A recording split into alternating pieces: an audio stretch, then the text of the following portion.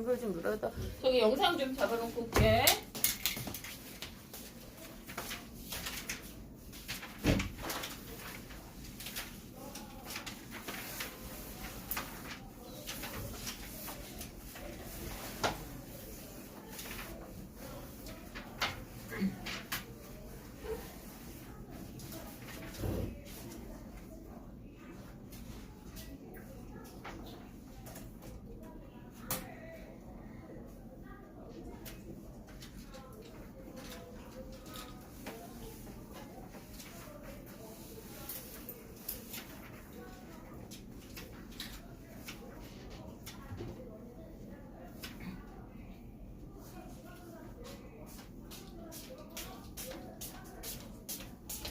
잠깐만. 이게 시작이 됐는데 왜?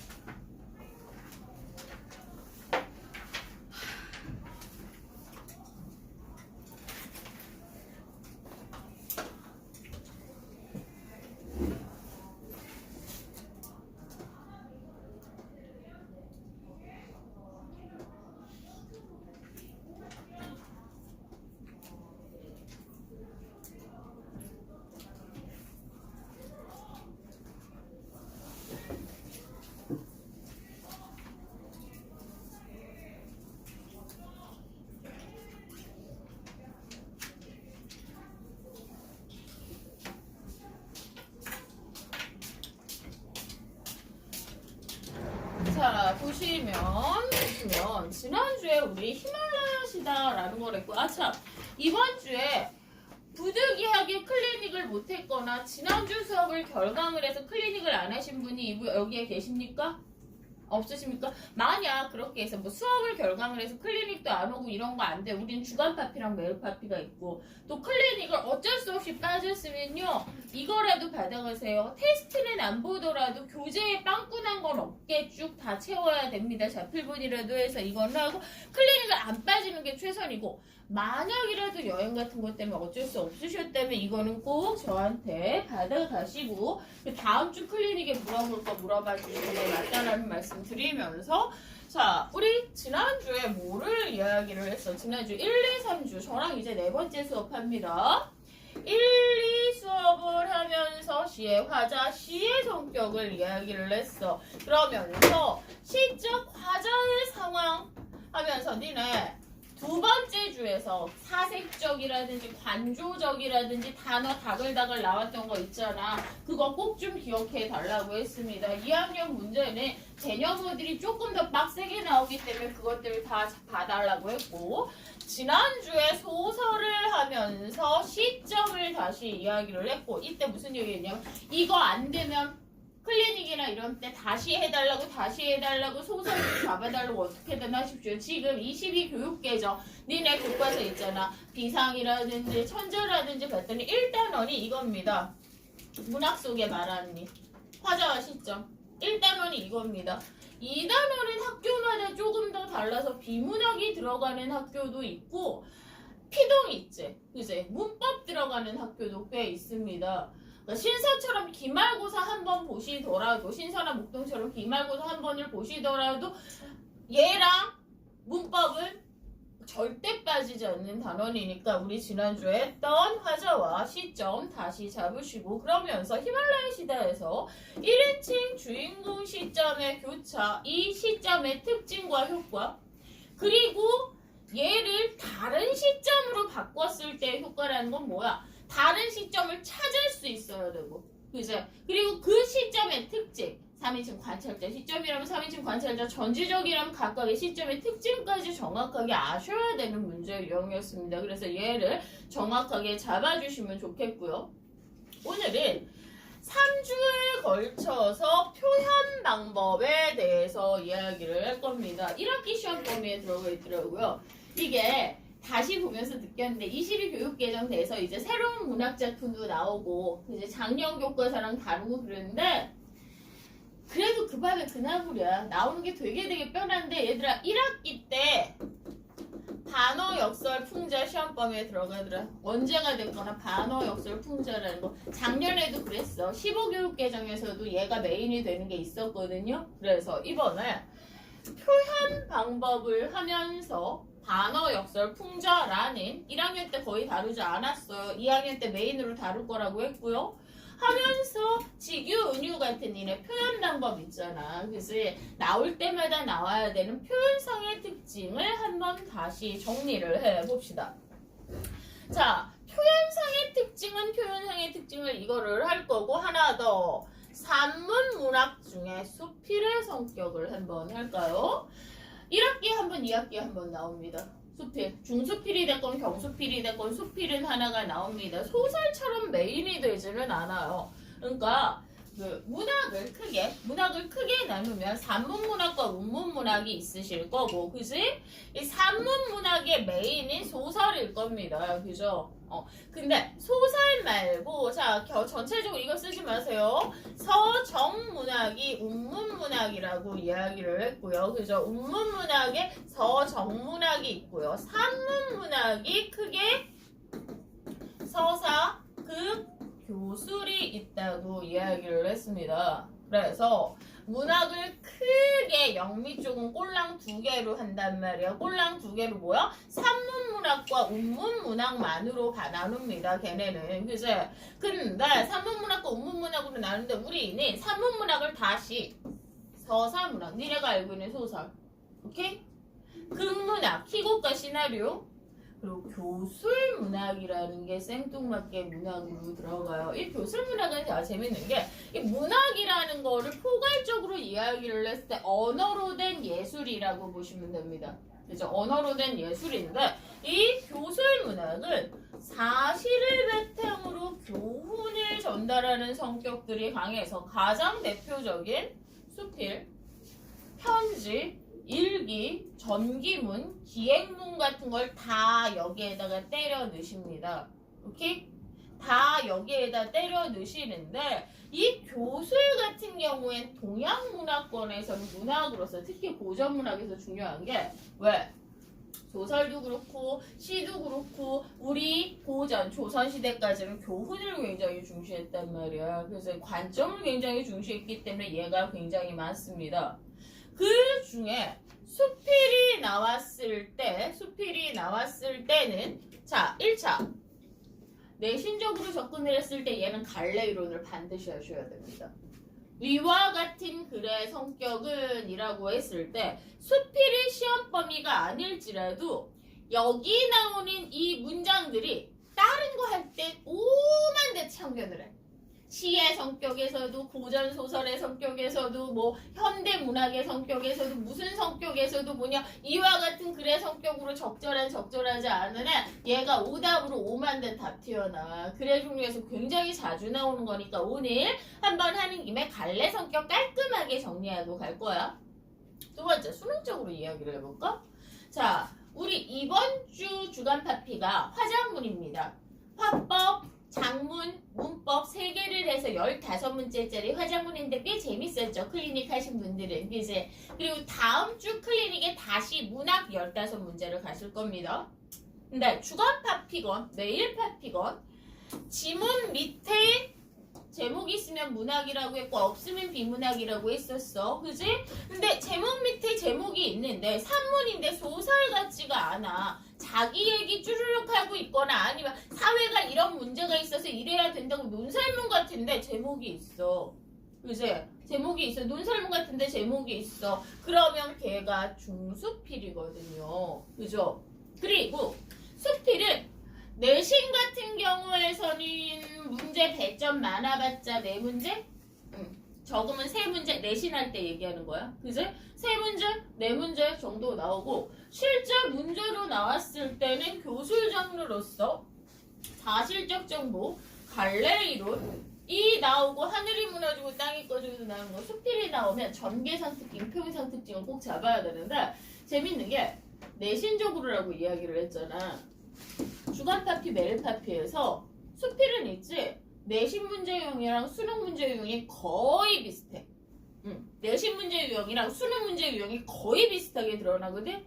그래서 우리는 오늘 수필에서 뭐를 정리를 하고 너희가 주간 파피나 매일 파피를 했을 때 만약 수필이라면 교술 정리라면 어떻게 읽어내릴지 실제 내신에서 갈래 이론을 정확하게 알아야 되는 게 뭐일지를 한번 같이 얘기해 봅시다. 수필을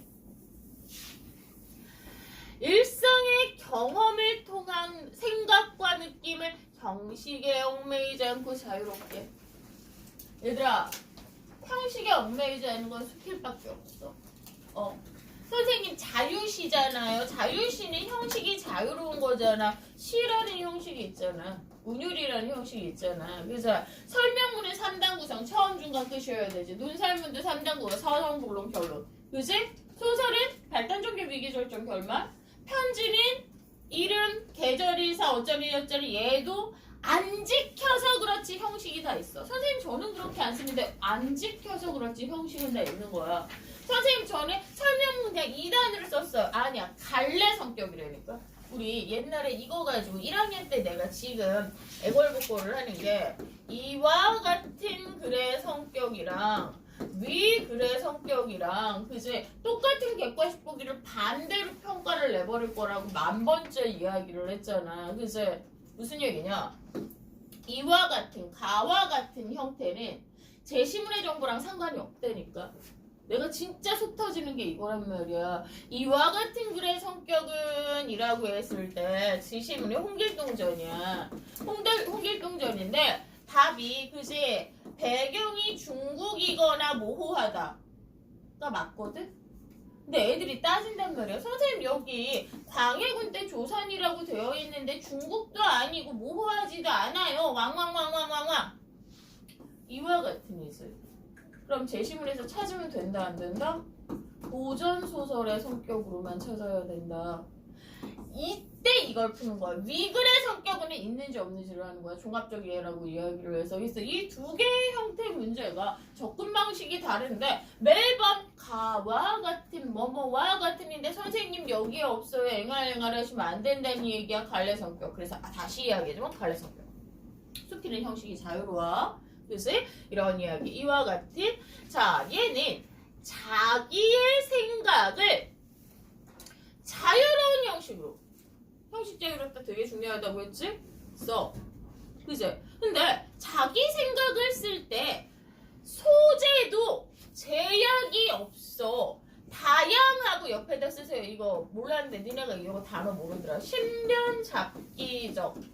자기 주변의 모든 거에 대해서 쓸 수 있어. 나는 사과에 대해서 수필을 쓸까? 나 어린 시절에 너무 끔찍했던 경험에 대해서 수필을 쓰고 싶어. 나 미래에 내 자식한테 하고 싶은 말을 수필로 쓰고 싶은데 제약이 아예 없습니다. 그러면 내가 하고 싶은 소재로 내가 원하는 갈래 그 형식으로 써. 그러면 가장 어떤 성격이든 개성적인 문학이라고 합니다. 그래서 모든 문학 중에 주제를 가장 작가의 개성을 직접적으로 드러날 수 있는 이라고 이야기를 했을 때 개성이 잘 드러낼 수 있는 이라고 이야기를 하면 수필이에요. 그래서 수필의 성격을 이야기를 했을 때 내신이 됐건 이제 수능이 됐건 간에 작가가 자신의 생각을 진솔하게 자유롭고 솔직하게 진솔하게 저는 진솔하지 않은 것처럼 느껴져요 같은 소리 하지 마시고요.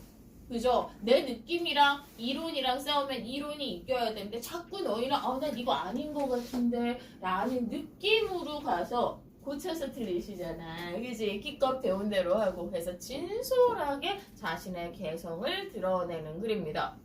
누구나 쓸 수 있기 때문에 비전문적이고요. 꾸며내지 않았기 때문에 수필의 나는 작가 자신이에요. 내가 내 얘기를 합니다. 소설의 나는 절대 작가 자신이 될 수 없잖아. 자, 우리 중간고사 시험 범위.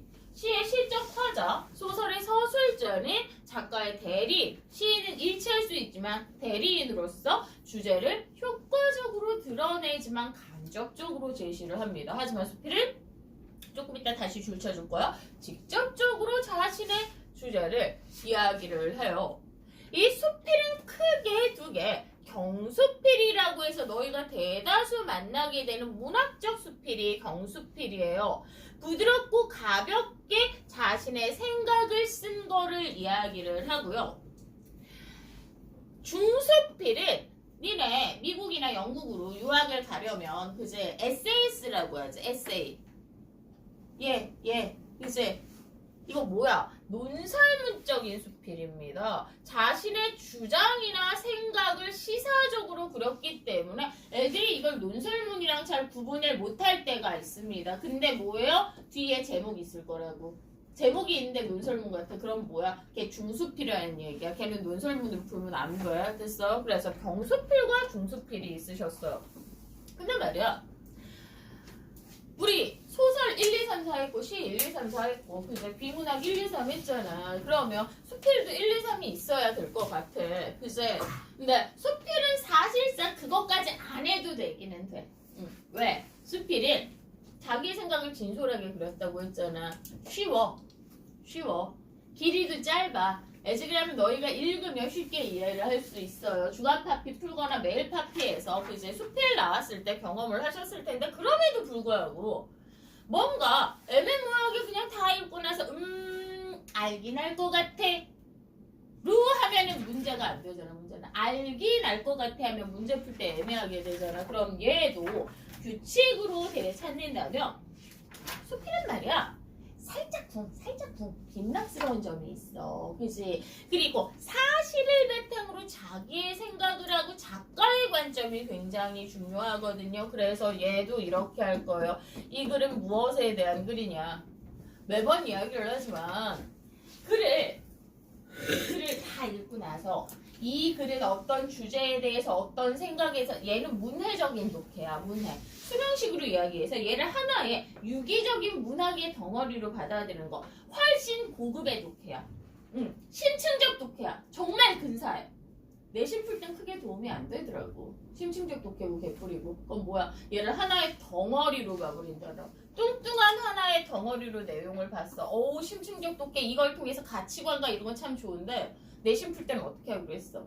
기계적으로 조각조각 잘라내기로 했잖아. 그래서 분리해서 전체는 안 보이는데 이 조각 하나는 튼튼하게 만들어 놓자라고 했을 때 다시 무엇에 대해서 이야기하는지 합시다. 대다수가 어떤 그지 소재나 자신의 체험을 그리는 경우가 있는데 우리 내신할 때 1번이 시소설의 1번이 뭐였냐? 주동인물의 상황, 시적 화자의 상황이었잖아.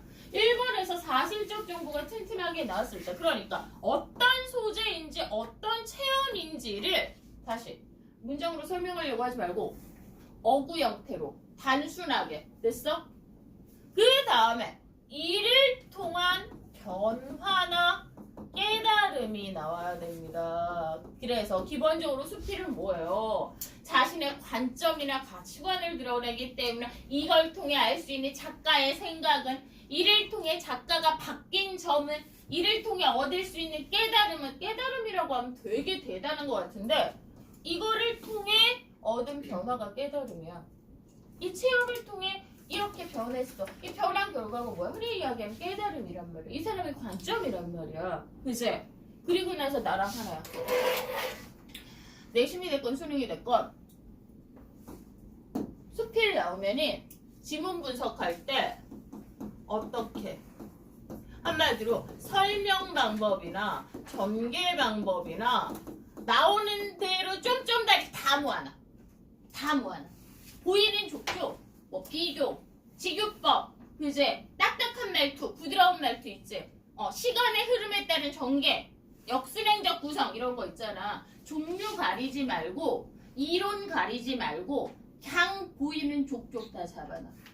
수필은 내신이 됐건 수능이 됐건 이거 문제 되게 좋아하십니다. 내신 문제에서도 나오고 수능 문제에서도 나옵니다. 이게 상식적으로 생각하면 너무 당연한 거야. 수필은 뭐라고 했어? 작가의 개성이 가장 잘 드러나는 글이라고 했잖아. 맞아? 그럼 작가의 개성이 다양한 문체나 표현 방법으로 드러나게 되거든요. 수필하셨을 때 대상 튼튼하게 잡고 이걸 통한 작가의 생각이 뭔지 잡고 얘는 읽을 때부터 쫌쫌다리 다 잡아놓는다. 오늘 우리 그거 할 거야.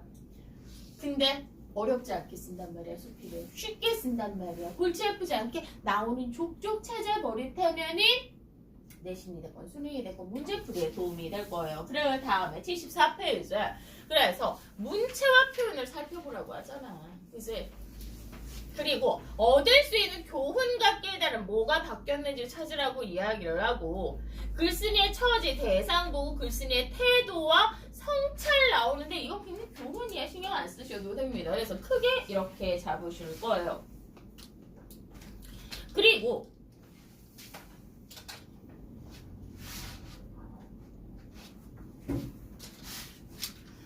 얘가 산문문학에서 소설과 비교가 잘 되거든요. 자, 소설과 비교를 했을 때 그거죠. 수필은 사실성, 소설은 허구성. 그래서 글쓴이의 내가 작가 자신이라면 꾸며낸 인물이고요.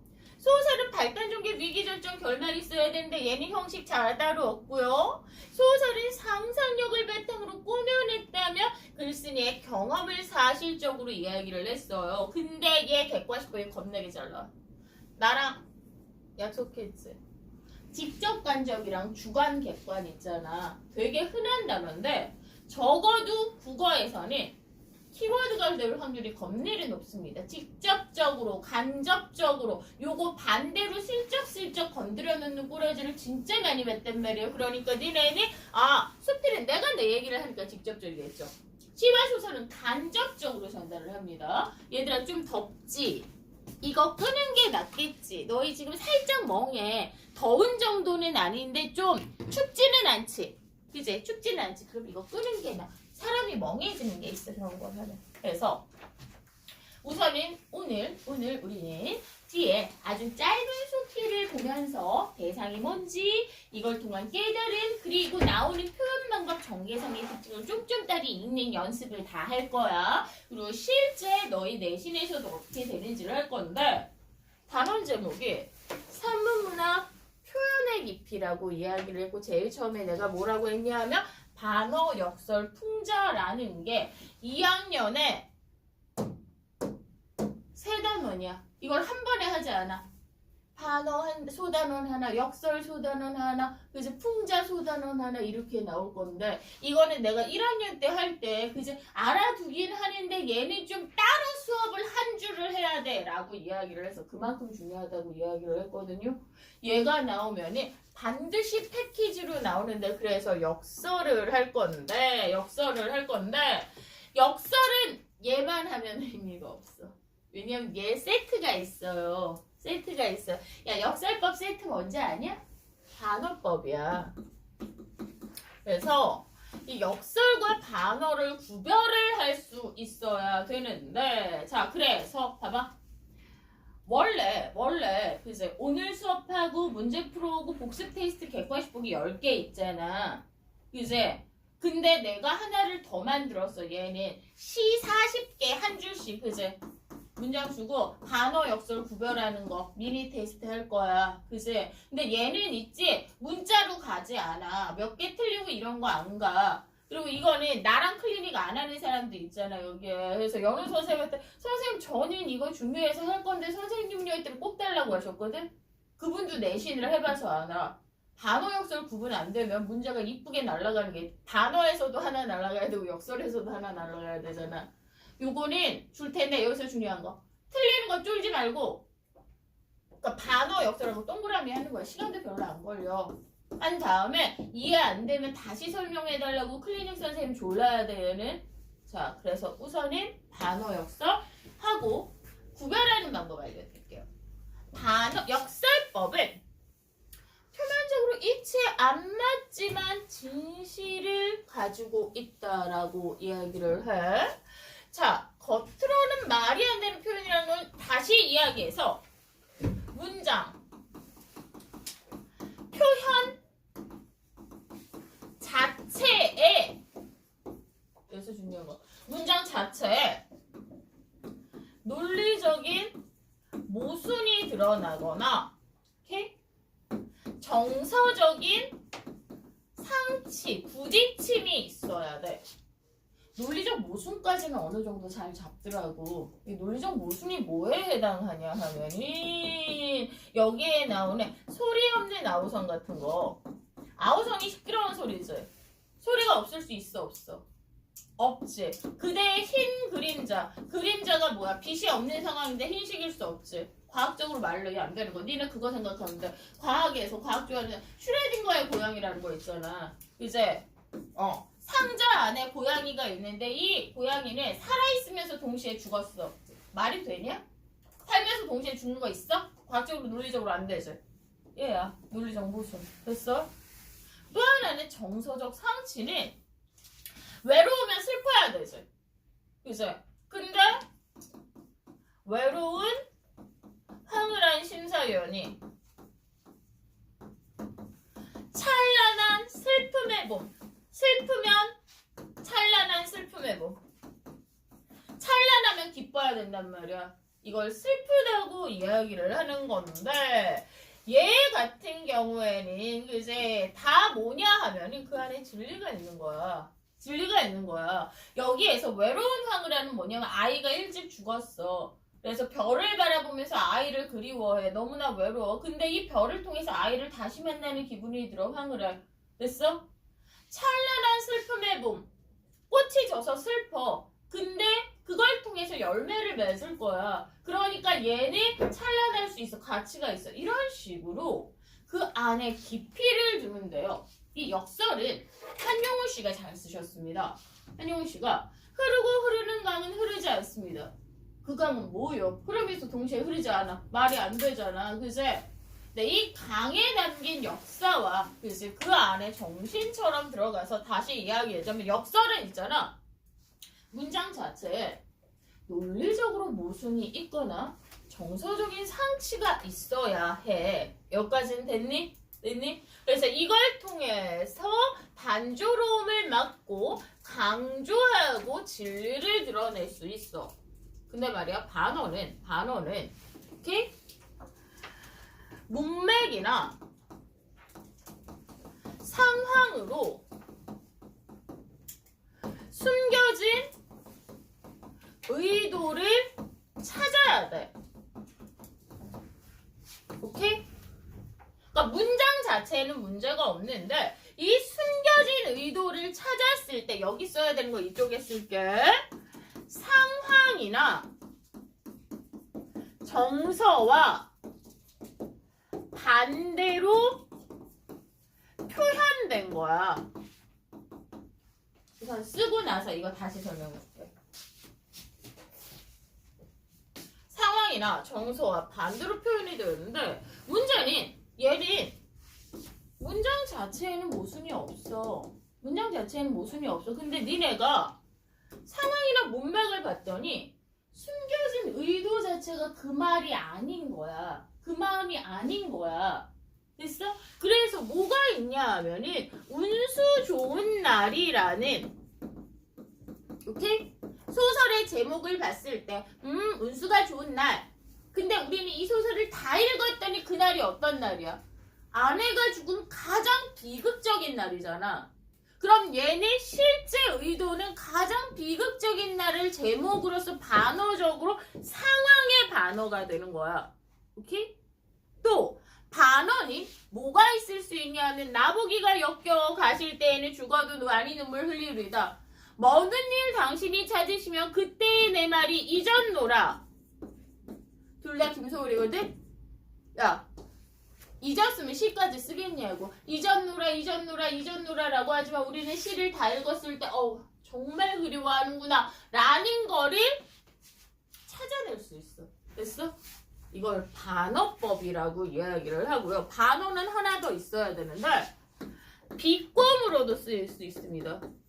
비권은 의미로도 사용되기도 해요. 이거는 우리 엄마도 쓰는데 엄마들 말투 80이신 것 같은데 근데 있잖아 집에서 공부도 안 하고 게임만 하고 청소도 안 하고 떼굴떼굴 굴러다니는 우리 엄마가 나를 쳐다보면서 이렇게 본단 말이야. 우리 딸 박사 되겠네 이러신단 말이야. 그거 뭐야? 반어법이시죠? 반어법이시죠? 그죠? 그러니까 애들 놀리고 그럴 때 그지? 아유 너 잘났어 이런 거 있잖아. 이것도 다 반어법이 되는 거예요. 그죠? 그래서 반어는 이런 의도를 가지고 있는데 역설은 조롱의 의도로는 사용이 되지 않아. 그래서 다 봐봐. 으짜 우선 이거 쓰시고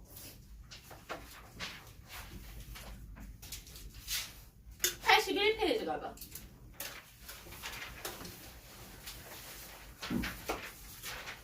니은과 같은 표현 방법을 찾아보자. 니은의 표현 방법이 우리의 모국어는 침묵입니다 라고 이야기를 했어. 그제? 근데 모국어가 무슨 뜻이야? 내가 쓰는 말이지. 그제? 침묵이 뭐야? 말이 없음이지. 됐어요?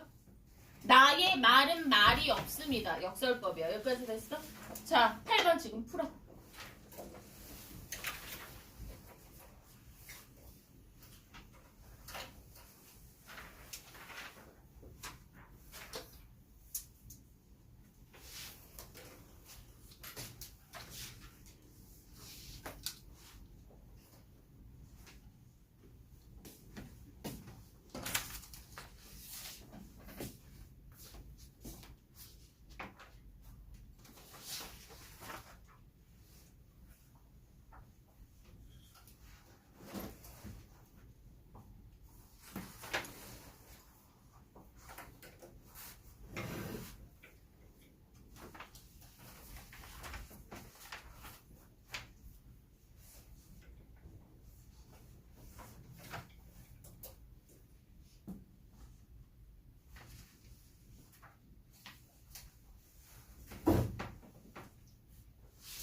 자, 그러면 역설법이 적절하지 않은 이라는 건 나머지 4개는 역설법이라는 거지. 이제 나머지 4개는 역설법이고 나머지 하나는 아니라는 거야. 근데 문제는 이 형태로 항상 문제가 나올 거야.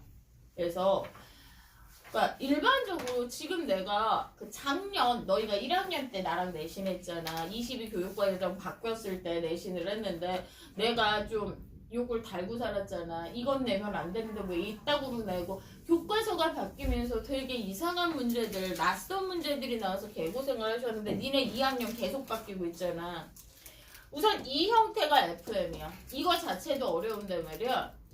얘네가 유명한 예문들이거든.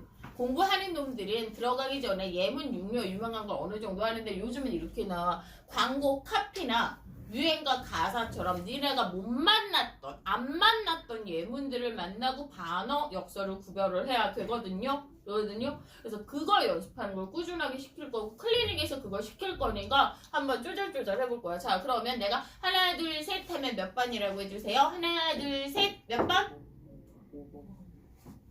자 5번인 거에 확신이 있으셔야 돼. 확신이 있으셔야 돼. 그리고 얘네는 유명한 예문이거든. 그래서 단어 역사를 우선 이 형태가 나오고 두 번째 기억과 같은 표현 방법의 효과는 성격은 이라고 해서 이런 문제가 나올 때가 있습니다. 자 그럼 여기서 한번 볼까요? 결별이 이룩하는 축복. 결별이 이별이죠. 이별이에요. 결별이 이별이에요. 이거 단어 뜻 몰라서 틀리신 분 있어서 이야기를 할게요. 그죠? 이별은 불행이어야 되는데 축복입니다. 그 다음에 갔는데 동시에 가지 않습니다. 이게 뭐냐면 한용운씨인데 우리 한용운의 님은 다 뭐 하기로 했어? 조국하기로 했잖아. 님은 갔어. 그럼 국권이 다 빼앗겼잖아. 근데 내가 님을 보냈어 안 보냈어? 절대 보내지 않았어. 그죠? 그렇기 때문에 당신이 올 거에 대한 진실을 이야기를 할 수 있고 찬란한 슬픔, 찬란하면 기뻐해야 된다고 이야기했고 길이 없는 데 있대. 뭔 놈에 있으면서 없으면 그제 되셨습니까? 그러면 얘는 그대가 괴로울 때 당신을 부를 거야. 어떻게? 사소하게 부를 거야. 사람이 사소하게 부를 수 있지. 정서적으로 문제되는 것도 없잖아. 그제? 근데 이게 이 사람이 중학교 때 그 서점 누나 짝사랑이란 말이야. 이 사소해. 야, 내가 오랫동안 저는 그냥 간직을 해야 하는데 오랫동안 간직한 내 마음이 사소할 수 있어 없어? 없어. 간절할 거야. 자신의 얘가 너를 생각하는 마음이 간절할 거라는 거 우리는 앞뒤 문맥에서 추측할 수 있어서 얘가 반어법이 됩니다. 이런 식으로 시 한 40개 줄 테니까 단어 역설하고 여기서 이 얘기를 하는 이유는 그 얘기를 하고 싶어서 그래. 클리닉 애들 올 때마다 얘기하기 힘들어서 그러니까 모르면 같이 해달라고 해. 도와달라고 해. 낑낑 맺고 찝지 말고 선생님 나 10개만 해주면 나머지 30개는 내가 해볼게요. 이런 식으로 선생님 좀 써먹으라고. 되냐? 해서 우리는 첫 번째 수필의 성격에 대해서 한번 이야기를 했습니다. 그리고 너희 이제 중간고사 1단원이 시의 활자와 소설의 서술자니까 시점 모르면은 지나갔다고 선생님이 모르는 거 아니니까 선생님한테 선생님 시점 저 잘 안 돼요. 앞에 거 다시 한 번만 봐주세요. 이렇게 다시 한 번 맺고 찍고 지나갔으면 좋겠다. 수필은 갈래 성격이 나오기 때문에 수능이든 내신이든 나왔을 때 제목 보고 어느 정도 추측해 주셨으면 좋겠다. 두 번째, 그치? 지문을 읽을 때 어떤 내용인지 대상이 무엇인지 어떤 경험인지 성격인지 찾으시고 그 다음에 이걸 통해서 작가가 변한 부분, 깨달음, 관점의 차이, 교훈 같은 거 그리고 되든 안 되든 중간중간 쓰라고. 여기 비유, 모사행동, 아니면 어때라는 마음으로 쫌쫌다리 그으면서 해보라고.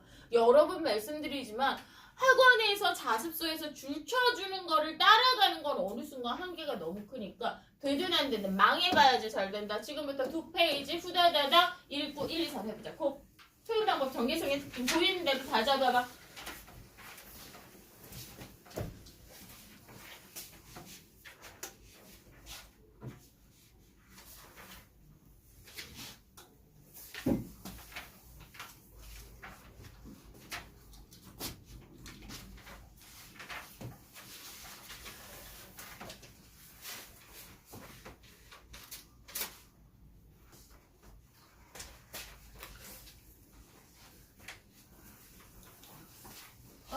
선생님 출격.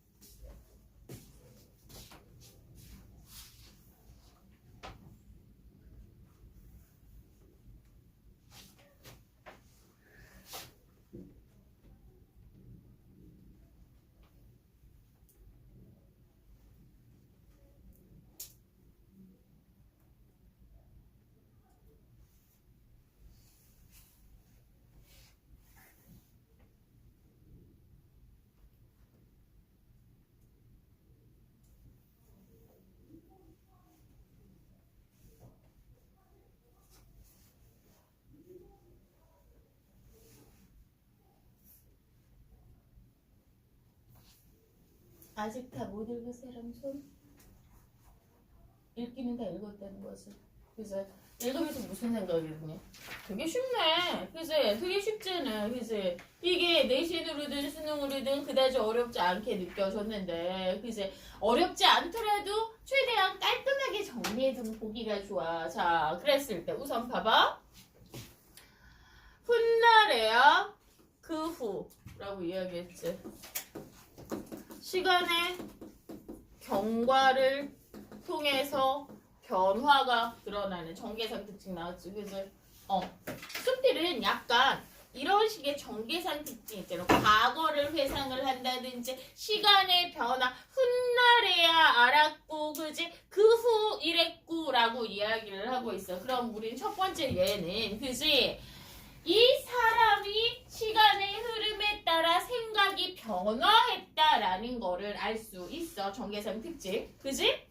그리고 어떤 것에 대해서 이야기를 하고 있냐면 크게 이렇게 보면 돼. 어떤 대상에 대해서 이야기하고 있느냐, 아니면 경험에 대해서 이야기하고 있느냐라고 이야기를 했을 때 이 사람의 경험에 대해서 이야기를 하고 있어. 이걸 뭐라고 이야기하면 일화를 통해서 그 관점을 드러냈다고 해요. 일화가 뭐냐 하면은 짧은 이야기인데, 니네 스타워즈 에피소드 1, 2에 있을 때 에피소드 있지? 걔가 1화야. 1화. 그러니까 얘는 다른 글에서도 잘 나오는데 1화는 아주 짤막한 경험이나 이야기를 통해서 그지 이야기를 했습니다. 자, 그러면 인디언 축제에 참가했을 경험을 제시를 하고 이 경험에 대해서 자신의 생각의 변화, 그리고 삶의 방식의 변화, 그리고 오른쪽 페이지에 너희는 있겠지만 그 다음에 두 번째 경험, 그들과 함께 다녔던 경험을 이야기하고 그걸 통해서 자신의 생각의 변화가 나왔습니다.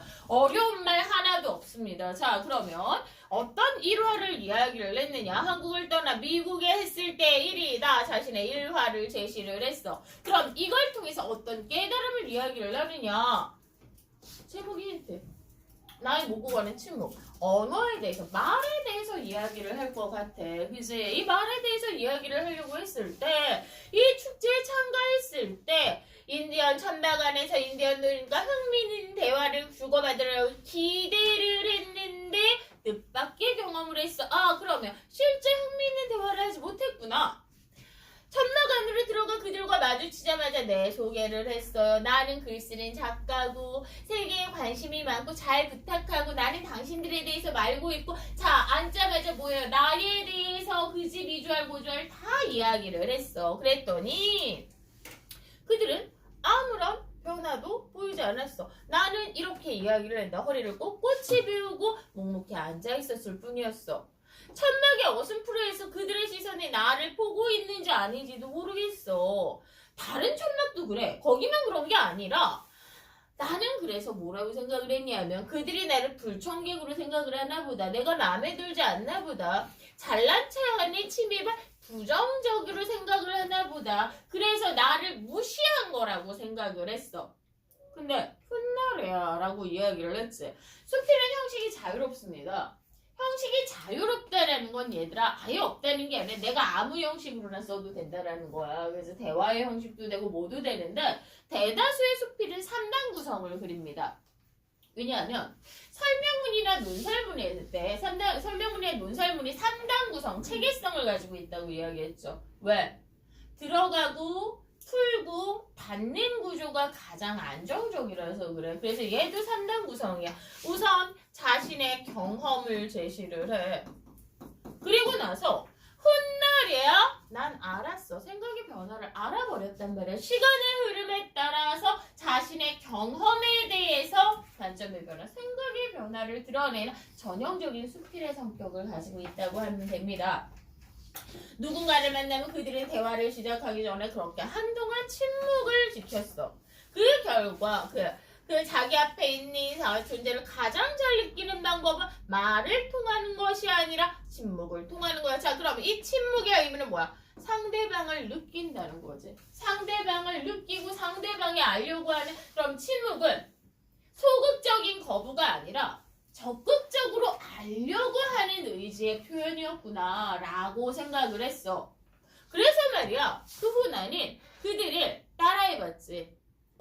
이 침묵이라는 게 상대방을 적극적으로 알려고 하는 거니까 그들과 같은 대화를 하고 싶어서 인디언 흉내를 냈습니다. 상대방의 존재를 느낀답시고 입을 다물고 5분이고 10분이고 그 앞에 앉아 있었더니 아주 괴팍하고 거만한 사람이라네. 그잖아. 나는 말을 하는데 내 말 계속 씹으면 열 받지 그제? 라는 생각을 하게 됐을 거야.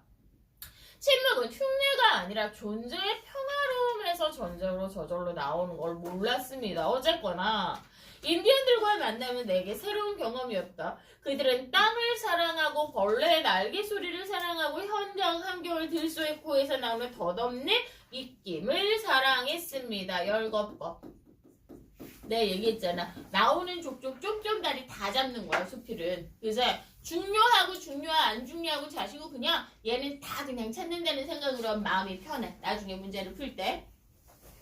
그리고 수필은 뭐냐, 어떤 성격을 이야기를 가지고 있냐면 전체적으로 친근한 말투, 문체를 사용한다. 문체 문제가 꽤나 잘 나옵니다. 이 문체는 말로 치면 말투거든요. 근데 사람은 그 사람 말투 보면 성격이나 개성이 잘 드러나잖아. 근데 수필은 자신의 개성을 진솔하게 드러내는 갈래라고 해서 수필에서는 문체가 꽤나 잘 나옵니다. 이건 자신의 경험을 친근하게 이야기를 하고 있어. 그 세계에 이끌린 나머지 나는 미국에 갈 때마다 그들이 모여 사는 곳을 기웃거리게 됐어. 나 역시 머리를 닦고 인디언 팔찌를 하고 다녔어. 몇 번의 여행을 인디언들과 다니면서 나는 그들에게 2개의 인디언식 이름을 얻었다. 그중 하나가 너무 마리마레였다. 내가 뭘 그렇게 떠들었길래 그런 식으로 나를 부르나 싶었지만 너무 말이 따져랄까봐 조용히 있었어. 그렇다. 고백하지만 나는 그들의 침묵에는 턱없이 모자랐고 그들의 말에는 턱없이 넘쳐났어. 나는 이 세상에 너무 많은 말을 하지 않을까? 이런 걸 뭐라고 해? 성찰을 이야기하는 거야. 불필요한 말을 너무 하지 않느냐. 깨달음을 통한 성찰. 여기까지가 중간. 그리고 나서 인용을 통해서 마무리를 하고 있네요. 그제 라쿠테족인 인디언이 서 있는 꿈은 침묵을 라쿠테족의 의미가 있는 거야. 대화를 시작할 때 잠시 침묵하는 걸 예의로 알고 있었어. 말 이전에 침묵이 먼저라는 거야. 슬픈 일이 닥쳤을 때, 병에 걸렸을 때, 누가 죽었을 때 먼저 침묵했어요. 불행 속에서 침묵하니 태도를 드러냈습니다. 인디언들은 여러 부족이고 언어도 다르지만 부족 언어를 모여러 보면 우리의 모국어는 침묵, 상대방을 이해하려는 노력, 역설법으로 마무리를 하고 있구나. 자, 그러면 대화를 직접 인용하고 있습니다. 나는 이번에 피동 들어간다고 해서 니네 교과서에 사동 피동 들어가는 줄 알았는데 진짜 생뚱맞게 피동과 인용이야. 피동과 인용이 문법으로 들어갔거든. 그래서 직접 인용, 간접 인용이 들어갔는데 되게 기분이 찜찜한 게 니네는 이제 배우면 알겠지만 피동을 배우려면 패키지로 따라오는 게 사동이야. 오늘 역설법 했는데 반어법 패키지로 같이 했잖아. 2개 같이 다녀야 된다고. 니네 교과서에 피동밖에 없어. 설명은. 또 1학년 때처럼 프린트 줄 건가 봐. 사동 주고 그제 알아서 공부하라고 할 건 것 같은데 어쨌거나 여기 인용 이야기가 나는데 직접 인용, 간접 인용 뭐냐 말하더라. 요 따옴표 있지? 따옴표. 직접 인용. 따옴표 없어. 그제 그 사람 누가 이야기했어? 간접 인용까지 잡을 수 있었어요. 됐습니까? 자, 그래서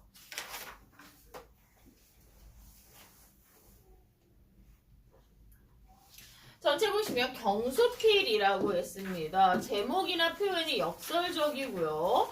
독백체 형식이더라. 독백주 대화체 이거 구별할 수 있지. 대화는 뭐야? 말하는 사람이 둘이어야 돼. 독백은 뭐야? 혼잣말하듯 해야 돼. 내 이야기를, 내 속마음을 이야기를 해야 되고요. 친근한 말투, 역설적 표현과 인용이 드러나고 있다 보시면 됩니다. 그래서 실제 경험과 깨달음의 구조를 가지고 있죠. 그죠? 됐을 때 너희가 수필을 만났을 때 물론 이렇지 않은 수필도 있어. 특히 옛날 수필 같은 거 있잖아. 20년대 수필, 1920년대 수필 이런 것들 나오면 조금 문체가 어렵고 그럴 수 있지만 그럼에도 불구하고 수필의 장점은 짧아. 이 정도 길이가 평균이고 요거보다 더 짧거나 요거보다 아주 긴 수필 거의 없어. 됐어? 그러니까 읽으실 때 어려운 단어에 잡히지 말고 그리고 읽으면서 쫌쫌따리 제발 표현 방법 쭉 정리하면서 보자 라고 이야기를 해서 문제 대뜸 보시면 야 79페이지 1번 봐봐. 대뜸 이와 같은으로 시작을 하지. 내 말을 믿어. 수필이 이렇게 갈래 알아두면 편하고 반어 역서라는 거 우리 이번 주에 연습할 거야. 83페이지 가자. 야, 지난주는 우리 시간 하나도 없어서 못 해줬는데 오늘은 딴반에서도 토요반에서도 비문학 좀 해줄 수 있더라. 우리 오늘 가능하면 비문학 좀 다 해서 같이 정리하고 그지?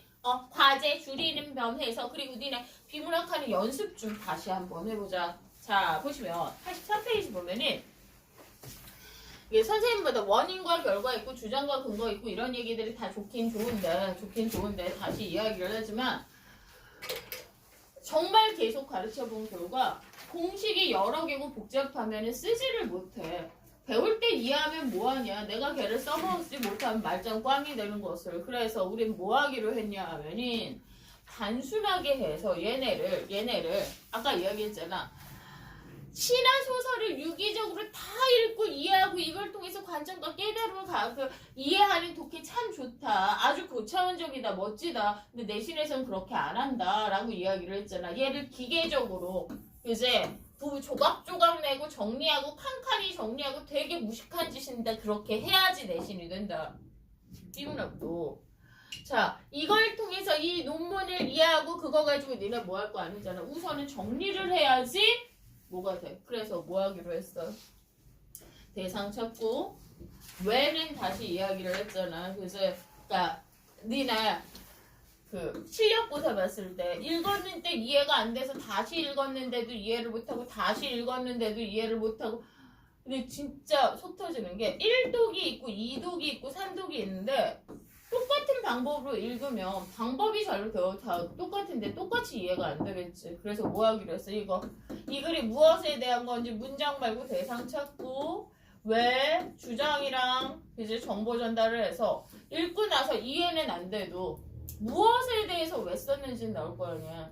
그러면 두 번째 읽을 때 대상에 대해서 주장하는 글이라면 근거 찾자. 근거 라고 찾는다라는 식으로 읽고 대상에 대해서 정보를 찾는다고 이야기하면 그래서 걔가 뭔데 라고 찾는다는 쭉 읽는 거랑 내가 뭘 찾겠다는 완전히 다른 독해 방법이라고 했어.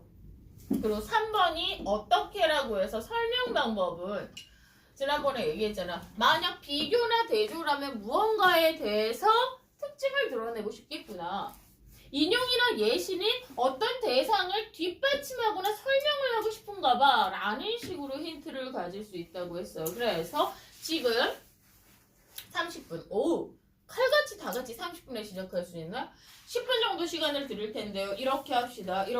시간 일부러 내가 주니까 대상에 메모하시고요. 그 다음에 다시 제발 줄치라고 했더니 줄치고 읽으세요 라고 이야기했더니 깜찍이들이 장난까냐. 자, 대상은 문장 말고 어구 형태로 메모해 주시고요. 두 번째 인용이랑 예시랑 중복되는 줄치면 안 돼.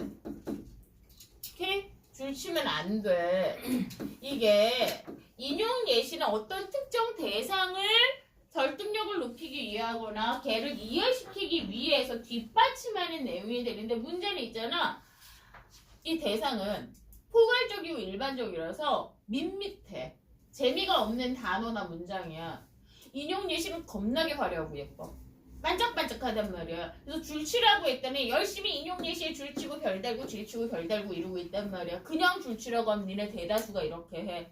사람이 무의식이 걔가 땡겨. 땡기는 거 아닌데 그러지 말라고 이야기를 했고, 세 번째, 딴 건 몰라도 제발 지시어 접속어에 세모 좀 해라. 앞으로 니네 주간 파피 해봐서 알고 매일 파피 해봐서 알지만 비문학 길잖아.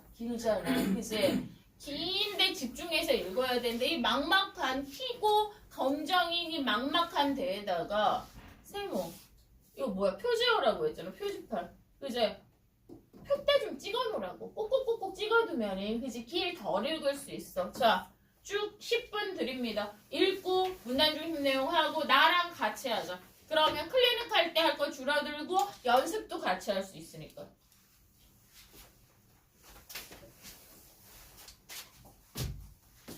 자, 영상 보시는 분은 이거는 클리닉에서 같이 할 수 있는 거니까 클리닉 담당 선생님한테 같이 한 대여섯 개 문장 좀 해달라고 부탁해주세요. 영상 잘 보고 클리닉 때 봅시다. 이놈의 영상.